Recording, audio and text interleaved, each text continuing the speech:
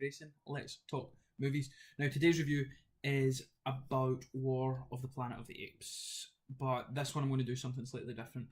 How this review is going to go, I'm going to give my immediate thoughts, quick, tiny review at the start, and then I'm going to go into spoilers. Now, if you don't want to know the spoilers, I'm going to do like a big kind of, oh my god, it's spoilers, so that you can either turn off and come back to the video, but that'll come a little later on. So what I'm going to do, I'm going to give a quick brief of what I thought of the film and some of my favourite parts about the film and things like that, but then I'll go into spoilers later on.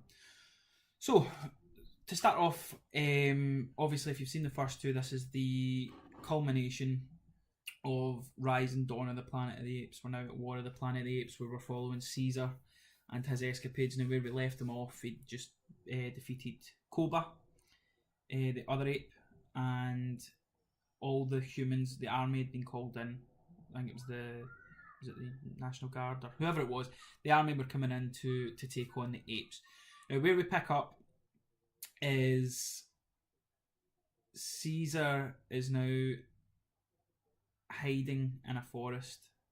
He's got the last of the apes that hadn't been killed in the previous film, and he's hiding out, and we see them starting to butt heads. Now, this film overall, I thoroughly enjoyed it. I think this is now one of the best trilogies that we've ever had. I think I might go see it again just to decide whether I like the second one or the third one better, but I think they've progressively got better, if not just stayed at that high level. Again, Andy Serkis was absolutely flawless. How they can show and emit such emotion from this CG. Obviously it is Andy Serkis that's doing it with the facial emotions and stuff, but you get so invested in these characters, you believe them to be so real, and it's weird to watch a film, obviously my species being human, but I'm rooting for the apes because we come across like such arseholes in this film, and it's obviously it's well acted, that's why. There's a lot of moments, there's a couple of twists and things in it. Again, I'll go into more detail once we move on to spoilers. A couple of twists, it keeps you engaged.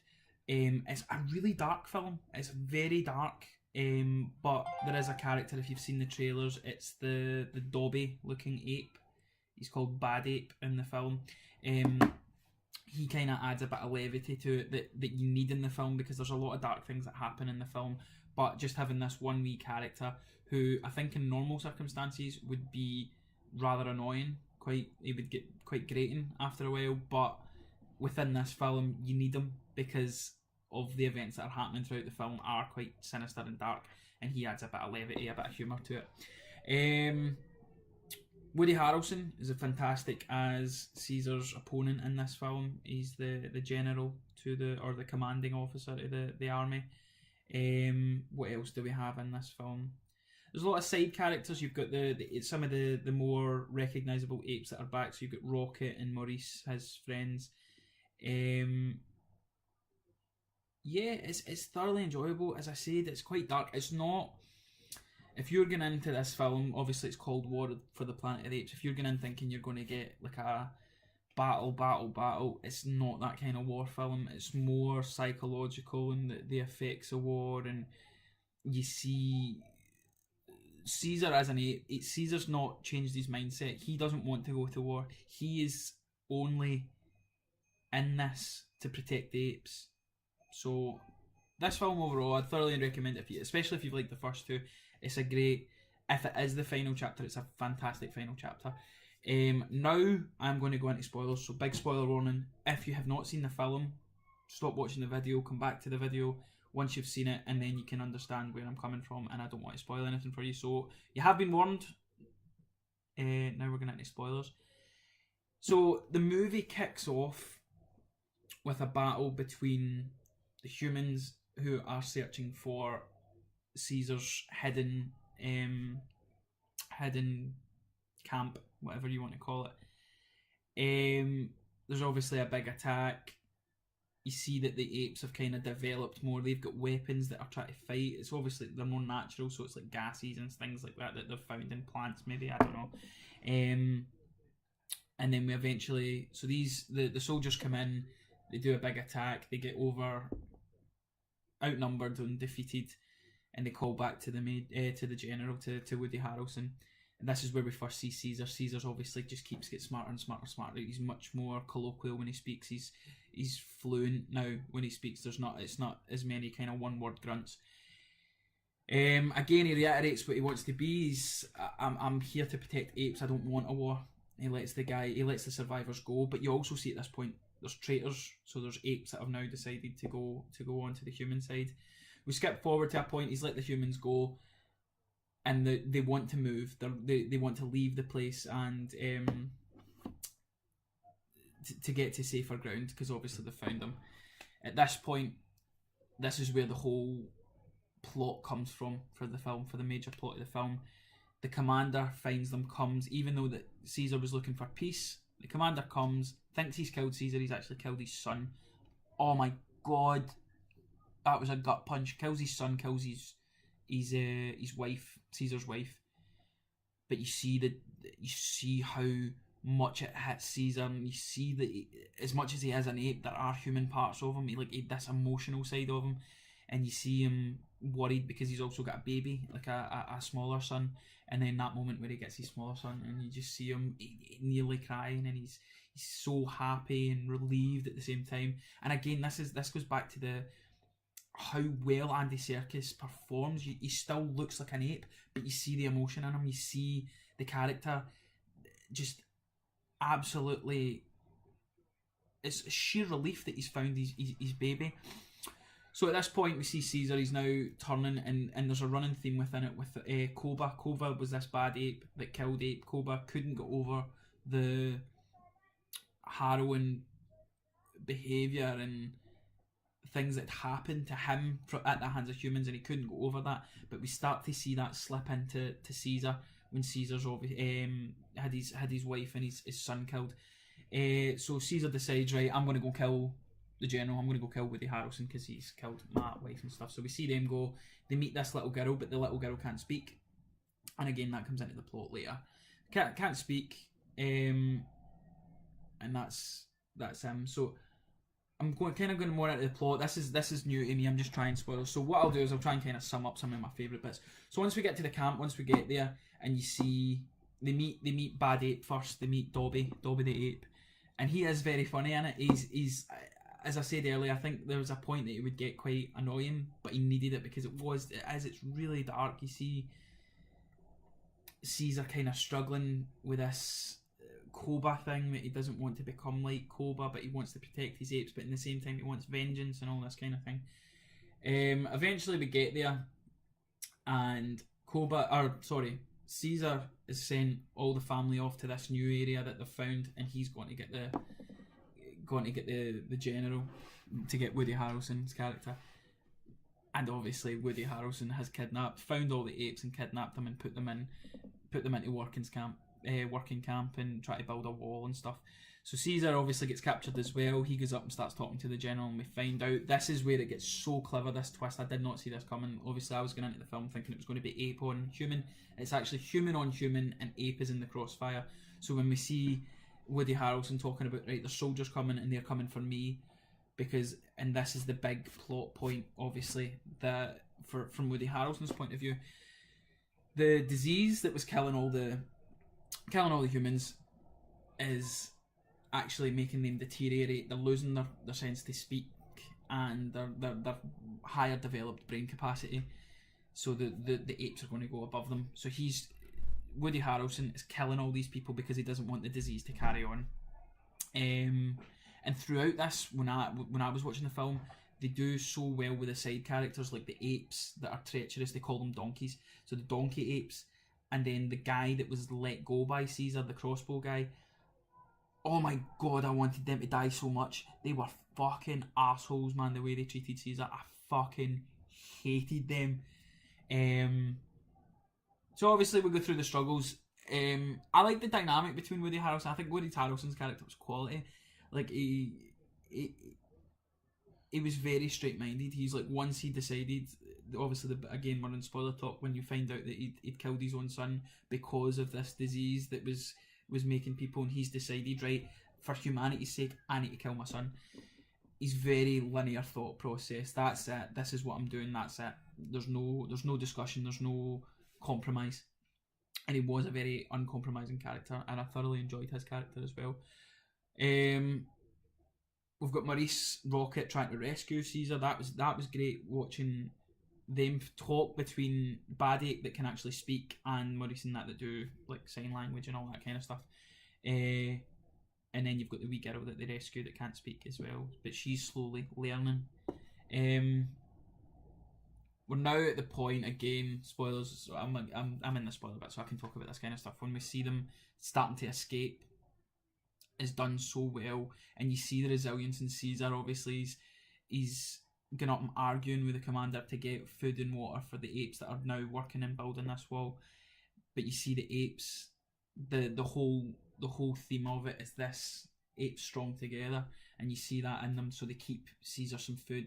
When they see him getting water, and they give him food and water, and that's when Caesar gets his resilience. He's right, I'm going to get them out. So the whole figuring out like the tunnel underneath.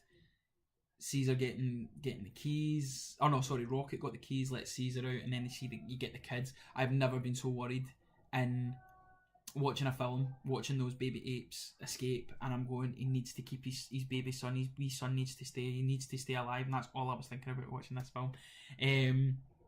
But again, this battles for Caesar, he can't go over it, and it was so good watching this character develop from what he was in the first film in Rise of the Planet of the Apes. This wee baby ape just learning for his human dad, essentially, how to speak, how to sign, to this leader, this revolution leader of these apes that just want to live, and they're not looking to take over, they just want to survive, they just want to have freedom in their woods and stuff like that. And again, it was the humans' fault.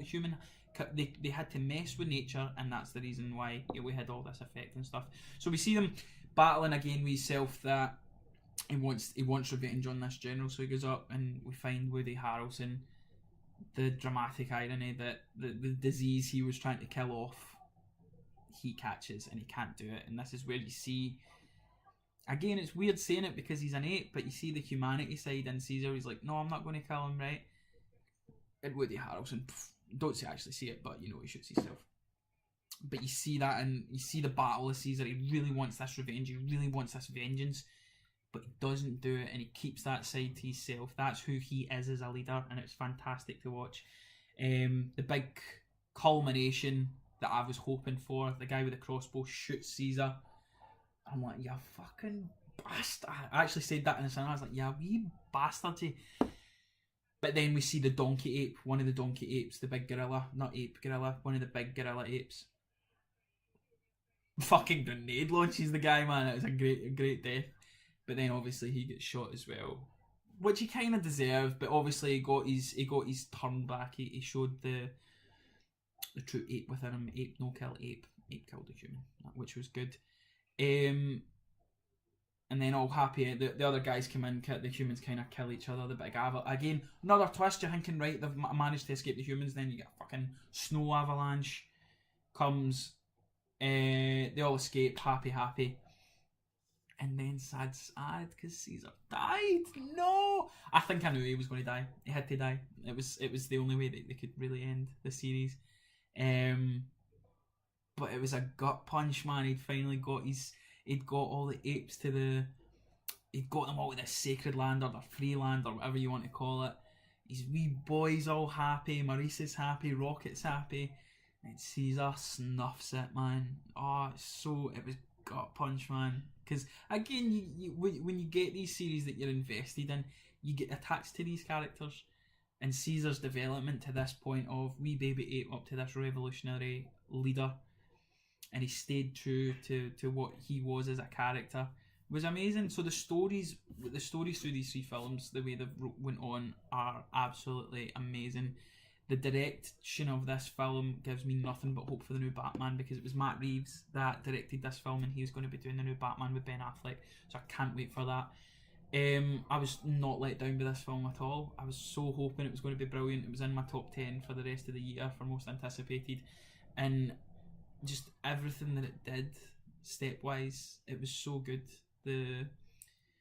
darkness of the film, but bringing in the light of Bad Ape, of Dobby Ape, keeping, seeing the struggle with Caesar, seeing the struggle even with Maurice, like saying, Caesar, this isn't what you're supposed to be, kind of trying to get him back on the right path and stuff.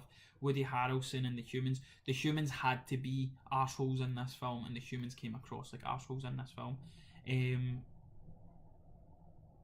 But yeah, it's probably, it might be my favourite film that I've seen this year. It's between that and Logan, but and Spider-Man, but I think it just narrowly beats it because again this was the end chapter to these films. But it was absolutely brilliant. It was 9.5 out of 10 for me. I was going to make a joke. I was going to go, oh, bad points. What did I not like about this film? And I was going to make a joke like, oh, there wasn't enough poo flinging in it. There's poo flinging in the film, and they fucked my joke up. So I was like, oh fuck, I'll not be able to do that joke in my review. But there's poo flinging in it, which was fucking quality. But no, the film was great. The only reason it's not getting 10 is because Caesar died. Because I like Caesar. Caesar's a great character. Andy Serkis needs to get some sort of recognition for this because he's fucking unreal in this kind of mocap stuff. He's absolutely incredible, and the team behind it that do the apes. The apes look so realistic. It's brilliant. So I would thoroughly recommend that you go see this. Even try and watch the first two.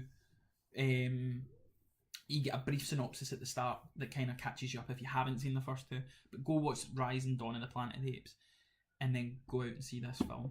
But guys, that's this review. Again, I'm trying to find the best way to do these movie reviews. So please, in the comment section, let me know if you want me to do separate spoiler videos. If you don't like the spoiler videos, you would just rather a brief stuff. If you only want spoiler videos, let me know that. Again, if you like this video, hit the like button. Makes it easier for more people to see it. If you like this video, tell your friends about it if they're going to see Planet of the Apes, War of the Planet of the Apes. But most important of all, put your comments in the comment section. If you haven't seen the film and you've only watched the brief, let me know if you're encouraged to go see it. If you have watched the film, let me know what you thought of the film, some of your favourite parts, some of the parts that you didn't think worked as well. Put it in the comment section. Let me know what you thought about the film. If you want to follow me on Twitter, I'm at AndolphTheGray, Gray. I'll write it down here somewhere probably.